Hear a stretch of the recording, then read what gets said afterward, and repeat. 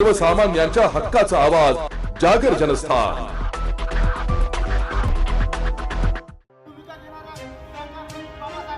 महाराष्ट्र राज्याचे कॅबिनेट दर्जाचे सहकार मंत्री शेतकरी पुत्र बाबासाहेब पाटील यांनी जळगाव येथे एका अर्बन कोऑपरेटिव्ह बँकेच्या उद्घाटनाप्रसंगी शेतकऱ्यांना कर्जमाफीची सवय लागली याबाबत बेजबाबदारपणे वक्तव्य करून शेतकऱ्यांच्या जखमेला मीठ चोळले।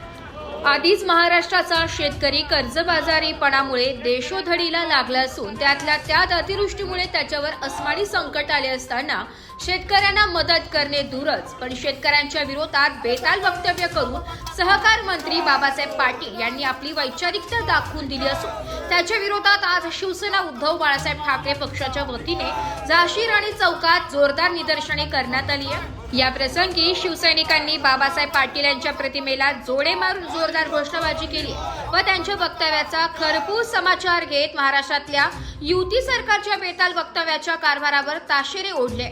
या प्रसंगी शिवसेनेचे जिल्हा प्रमुख अतुल सोनवणे, उपजिल्हा प्रमुख नरेंद्र परदेशी, महानगर प्रमुख धीरज पाटील, भरत मोरे, सुनील पाटील, तालुका प्रमुख बाबाजी पाटील, जनार्दन मासुळे, भैया पाटील, सुकवड, संजय पाटील, कुंडाणे, आनंद जावडेकर, प्रशांत भामरे, कपिल लिंगायत, पिनू सूर्यवंशी, अजय चौधरी, निलेश कांजरेकर, गुलाब धोबी, आशुतोष कोळी, शुभम फुलपगारे, तेजस सपकाळ आदी उपस्थित होते।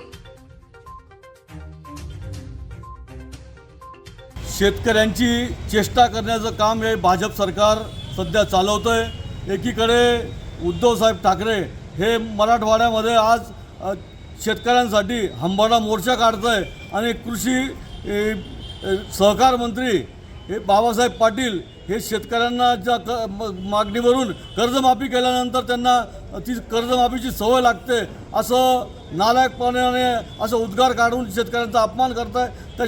त्या सहकार मंत्र्याचा निषेध धुळे जिल्हा शिवसेनेच्या वतीने आज आम्ही त्यांच्या फोटोला त्यांच्या प्रतिमेला जोडे मारून आज या ठिकाणी आंदोलन केलंय।